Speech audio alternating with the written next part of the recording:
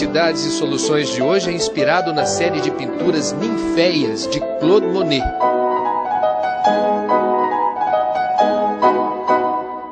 Dá para acreditar que esses belos jardins, eternizados pelo mestre do impressionismo no início do século passado, são hoje referência em tratamento de esgoto?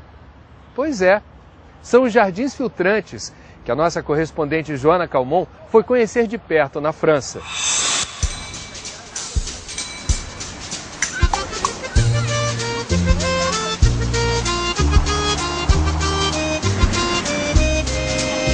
Imagem de cartão postal compõe o cenário sublime de uma das cidades mais fotogênicas do mundo. Poucos são os turistas que abrem mão de deslizar nessas águas a bordo de um bateau-mouche.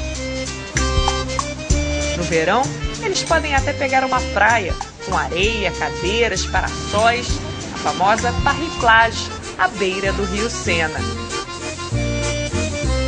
Agora, por mais calor que esteja, aqui ninguém se atreve a dar um mergulhinho.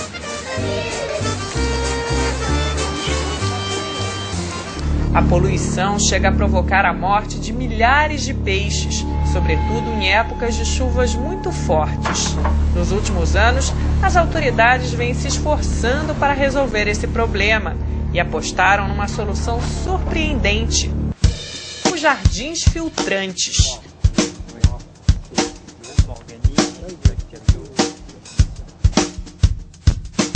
Parece que a gente está num parque público como tantos outros que existem na França, mas isso aqui, acredite se quiser, é um centro de tratamento de água. Só que aberto ao público, ele serve como área de lazer, embeleza a cidade e ao mesmo tempo tem uma função ambiental muito importante: diminuir a poluição do rio Sena usando a capacidade de purificação da natureza. Ce sont des matériaux de construction. Quem desenvolveu essa ideia foi o arquiteto paisagista Thierry Jacquet, dono da empresa Phytorestore. Voilà, l'idée du parc est née des accidents qui se sont produits dans les années 98-2000, où on a vu des tas de poissons, enfin des milliers de poissons le ventre en l'air, qui avaient été asphyxiés par des arrivées subites d'eau polluée. Donc pour éviter cet accident, on stocke de l'eau de très bonne qualité qu'on va pouvoir renvoyer dans cette partie de la Seine et sauver toute la vie qui s'est installée.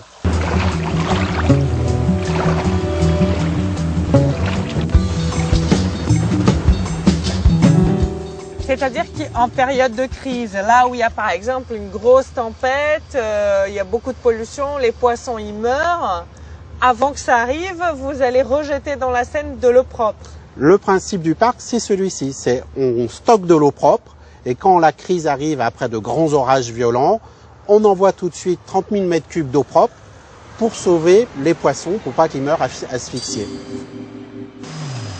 Esse é o rio Sena. A água chega de Paris extremamente poluída. Ela é trazida aqui para cima por esse parafuso, o parafuso de Arquimedes, um processo mecânico que não consome muita energia.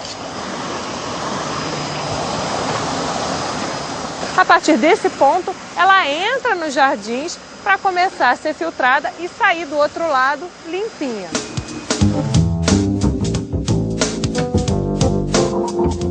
Essa aqui é a primeira etapa da filtragem. A água do rio Sena, ela chega bem escura, muito suja, com vários resíduos. A gente vai ver aqui, tem até umas bolas de gordura. Thierry, c'est quoi ça exactement qu'on voit à l'intérieur des balles? Alors ce qu'on voit là, c'est l'eau arrive tellement chargée d'hydrocarbures et de graisse et de matière organique, ça se floque, ça veut dire que ça s'agglomère et ça forme des petites boulettes de graisse. Bom, é uma água que definitivamente a gente não tem vontade de mergulhar nela, mas acho que a ideia é que lá no final ela já esteja num estado que dê para nadar numa boa. C'est ça, hein, Thierry? Exactement. En fait, à la fin, on va même pouvoir se baigner si on veut. Alors à la fin, il y a une qualité d'eau de baignade. Ça veut dire qu'on peut se baigner et si on avale un peu d'eau, on ne va pas tomber malade. Sans aucun processus artificiel, chimique, c'est que des plantes qui vont faire ça. Exactement, c'est uniquement les plantes qui vont faire le travail de dépollution.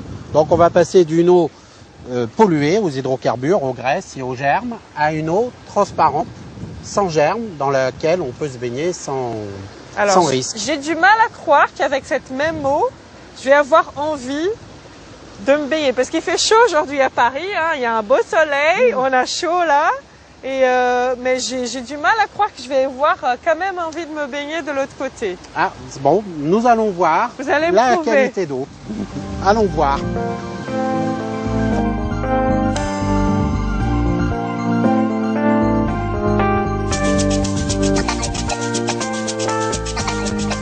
Então aqui a gente está entrando no coração do primeiro jardim, que vai fazer a despoluição do grosso da sujeira, da gordura, dos hidrocarburetos. Thierry, c'est exactement le gros de la saleté qu'on va enlever dans cette partie ici? Alors ici, c'est la première étape de traitement qui va surtout concerner ce qu'on appelle les charges organiques et les hydrocarbures. Donc là, on va enlever la partie, celle qui trouble le plus l'eau. C'est ce qu'on avait vu, le gras, Voilà. Les matières grasses vont être décomposées et les particules organiques vont être filtrées, même physiquement, ça va se déposer au niveau des racines des plantes et les plantes vont biodégrader cette matière organique. Donc déjà, dans un premier moment, l'eau, elle va être beaucoup plus propre que c'est ce qu'on a vu au début. Exactement. Alors ici, l'objectif, c'est d'avoir une eau déjà plus transparente, plus claire, pour qu'on puisse commencer la deuxième étape de traitement, qui, elle, va concerner uniquement ce qu'on appelle les bactéries. A gente vai entrar num segundo jardim que desinfeta a água. É um tratamento bacteriológico que tira os germes, né? Não é isso, Thierry? C'est ça, hein? C'est un traitement plus bactériologique. C'est ça, c'est les germes qui vont être enlevés. La seconde étape, c'est surtout le traitement bactériologique. Donc là, nous allons enlever ce qu'on appelle les germes pathogènes, tous les organismes qui sont très dangereux pour la santé humaine, qui sont des virus, des germes. E como é que essas plantas sobrevivem depois de absorver tanta sujeira? Ces espèces de plantes qu'on utilise ont la particularité de ne pas bioaccumuler. Elles font en sorte que toute la pollution soit traitée au niveau des racines. Donc il n'y a pas de substances toxiques ni de pollution qui va monter dans la plante. Ça, ce sont d'ailleurs des plantes qu'on a choisies aussi pour ça. Boa parte do material usado na construção do parque foi recuperado num antigo lixão que funcionava exatamente aqui. Là, il faut noter que le béton ici que nous avons utilisé, c'est de la récupération. On a récupéré les blocs béton, les matériaux de démolition, les bouteilles de verre, les bouteilles de bière Qui étaient abandonnées qui ici. étaient abandonnées, donc de couleur verte, vous voyez, qui a été incorporé dans le béton, qui fait que normalement, sous l'eau et sous la pluie, c'est très joli. Ah oui, ça brille. Voilà. Tout a été réutilisé sur place. En fait, non seulement on fait de la restauration de la ressource en eau, mais on a restauré la ressource des matériaux, puisque après tout, le béton et le verre, ce sont des matériaux de construction.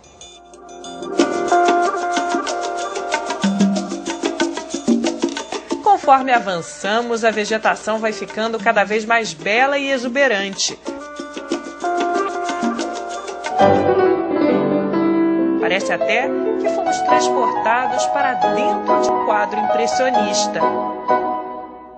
Alors nous nous sommes effectivement inspirés du jardin de Monet pour reprendre des variétés qu'il y avait là-bas et refaire les mêmes compositions. Donc on a un petit clin d'œil au jardin de Monet des nymphéas, voilà, c'est d'ailleurs du tableau célèbre qui s'appelait les nymphéas. Além da beleza, essa espécie que tanto fascinava o pintor Claude Monet tem uma função indispensável no processo de despoluição. Alors nous allons utiliser les nymphéas, puisque les nymphéas ont la particularité d'être des véritables petites pompes d'aération de l'eau. Il faut savoir qu'un nymphéa, pendant 8 heures, toute la journée, va amener à peu près 8 à 10 litres d'air par heure dans la zone où elle a pris pied. Donc le nymphéa est une vraie petite pompe à air qui augmente le taux d'oxygène de l'eau. Donc c'est une étape très, très importante, puisque notre objectif, c'est d'avoir le taux d'oxygène le plus élevé pour renvoyer une eau très riche en oxygène. D'accord. Dans la Seine. Dans la Seine. En fait, on va passer de 3 mg par litre à environ 9 mg d'oxygène. Vous allez tripler le taux d'oxygène de la Seine. Alors exactement, l'eau de la Seine, lorsqu'elle est polluée à la limite de l'asphyxie pour les poissons, elle est autour de 3 mg par litre. Au-dessous, tous les poissons meurent. Là, on va remonter autour de 9 mg. C'est pour ça qu'on voit autant de poissons, autant de vie, c'est qu'on a déjà une eau très riche en oxygène.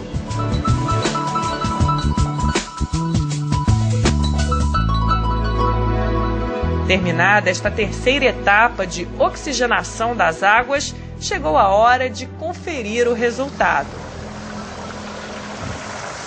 Agora eu posso até lavar a mão, que estava bem suja, daquela primeira bacia que nós vimos. Donc cette eau-là, elle est bien propre, hein? On ne peut pas encore la boire par contre. En fait, qualité baignade, ça veut dire qu'elle est quand même presque potable. Donc presque vous potable. pouvez la boire un peu, vous pouvez en avaler sans tomber malade. Mais ce n'est pas recommandé. Mais comme on voit, elle arrive, comme on voit là, complètement transparente et propre comme une eau de source. Là, on a envie de se baigner, je peux dire. Là, on a la qualité optimum. Donc l'eau descend et elle va être stockée dans une grande rivière qui fait à peu près 1,5 hectare de stockage. Donc ici, c'est la partie finale. Alors là, c'est la partie stockage de l'eau. C'est toute l'eau filtrée et stockée. On stocke 30 000 m3 d'eau. Cette eau est stockée pour être envoyée dans la Seine lorsqu'il y a une crise. Os jardins filtrantes ficam em Nanterre, no subúrbio de Paris. Antes, esta era uma área abandonada, frequentada por viciados, traficantes de drogas. Hoje, graças ao parque, o bairro foi revitalizado e o preço dos imóveis em volta deu um salto de valorização. Uma iniciativa que depende de decisões políticas da prefeitura de cada cidade, mas também dá para ter um jardim como este dentro de casa. Alors pour le particulier, on peut à la fois traiter les eaux usées, par exemple de sa maison, avoir une bonne qualité d'eau pour l'irrigation de ses espaces verts sans acheter de l'eau potable. Et on peut aussi faire, avec l'eau de pluie, l'eau qui sera disponible, on peut même faire des piscines naturelles, sans chlore, avec une qualité complètement de baignade. Thierry garante, o investimento é o mesmo de um projeto paisagístico meramente decorativo. Quand on fait un grand espace ou un jardin, pour le prix du jardin, on peut se faire un jardin agréable et un traitement d'eau.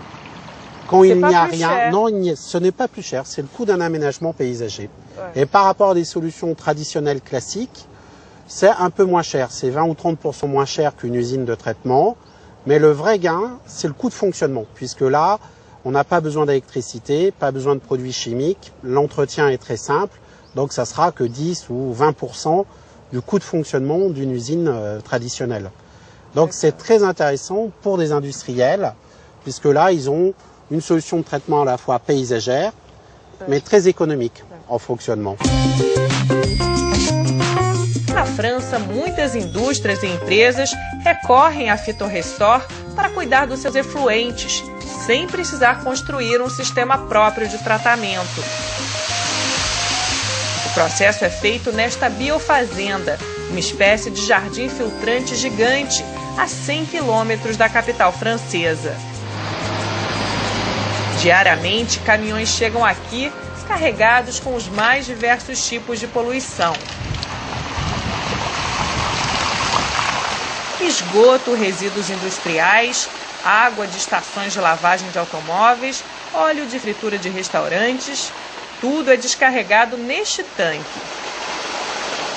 Frédéric, ça sent pas très bon ici, c'est quoi ça exactement? Alors ici, nous venons de recevoir un camion de fosse septique.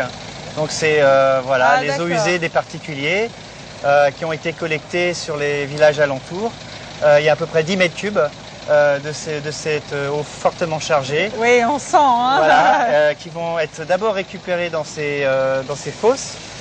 Ici, là, vous voyez deux dégrilleurs. Derrière moi, deux dégrilleurs qui vont enlever les déchets, les plastiques. Depois de passar pelo primeiro filtro, o líquido poluído segue para uma das 24 bacias cavadas na terra e cobertas por uma vegetação muito especial. Então essa água bem suja de esgoto que a gente está vendo ser despejada aqui dentro vai passar vários meses sendo filtrada pelas plantas e depois vai virar adubo. Aqui nada se perde, tudo se transforma. Poluentes viram bons fertilizantes para a terra e a água limpa serve para a irrigação, tanto dos campos de agricultores da região como da própria biofazenda, onde também são cultivadas as plantas filtrantes. Nous sommes dans la serre de multiplication des plantes. Ici, on divise les pieds des rhizomes, on les rempote dans des pots d'1 litre ou de 2 litres et on les fait grandir pour qu'elles soient grandes et fortes avant qu'on les stresse avec la pollution. En fait, ici, c'est le berceau des plantes filtrantes. Exactement, c'est la nurserie. Ici, on prépare les plantes, on les nourrit bien, on en prend soin avant de leur faire subir des stress. En fait, ce qui est important pour ces plantes, c'est d'être bien préparées. Donc, une fois que les plantes ont grandi et qu'elles sont grandes, nous les sortons et nous les mettons dehors, prêtes à partir en mission, à être envoyées dans les jardins filtrants que nous construisons.